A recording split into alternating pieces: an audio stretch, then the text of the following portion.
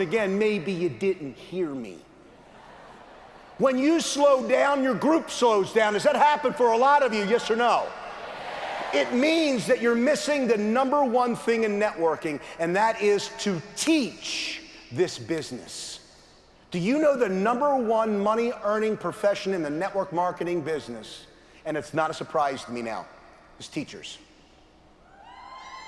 Did you know that? They're the most successful profession in this business. I mean, worldwide, is teachers. That wasn't a surprise to me. I'm an educator. I'm a teacher of financial independence within the ACN program. If I can teach you how to do this efficiently and effectively, over time, you have the chances, if you persist and follow through to completion, till you make it to the goal, you'll have everything you want out of ACN, but you've got to teach it. That's why as you do it, you got to have the number one thought in your mind when you're displaying how to do this. And Mike Basutti did a great job in talking about the value system for why we do what we do. What's the sense of doing it in front of somebody if you're just showing them, but there's no conversation after the fact to make sure that they understood why what was done was done? It doesn't make any sense to me. It's called, write it down, the meeting after the meeting. Sometimes you gotta have a meeting before the meeting and a meeting after the meeting. And you gotta explain the psychology of what just took place. So do it, teach it. Do it, teach it. How many people do you have that can effectively do a 24-hour game plan? And if you don't like the number, fix it.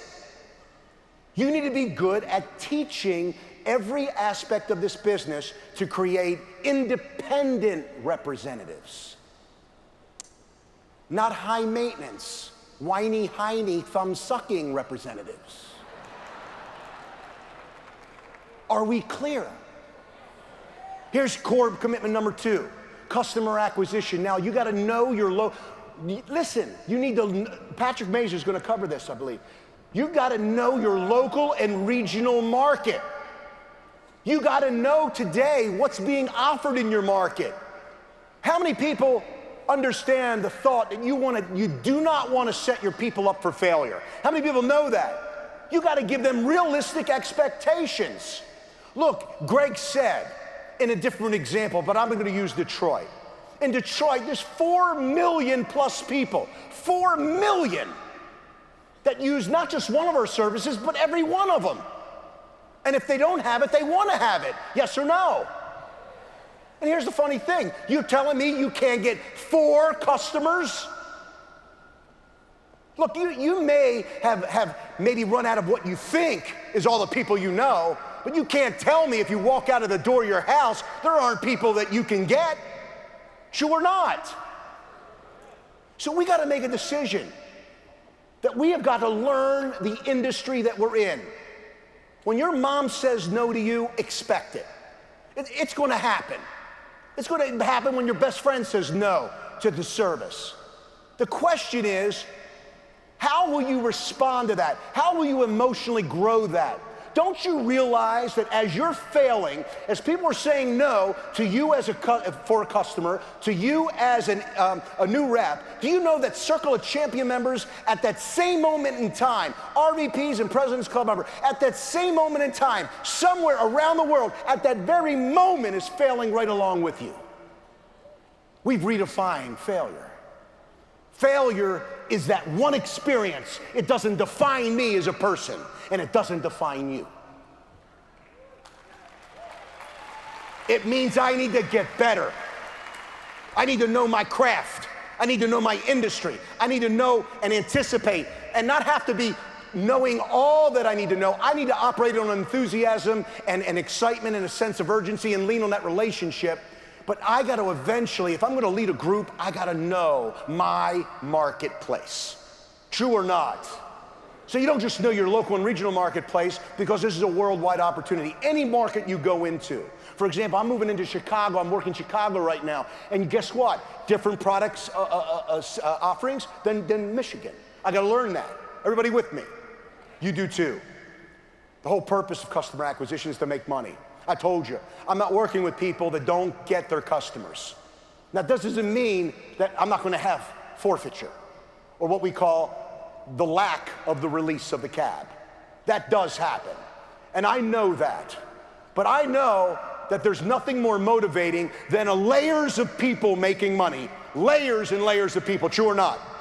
Because when this person qualifies down there, Debbie Davis, down here,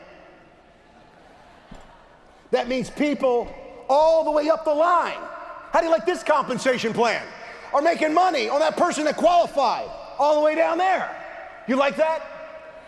On the cab and on the commission. Then I paint a picture for you. How many people would love to get paid on hundreds of levels?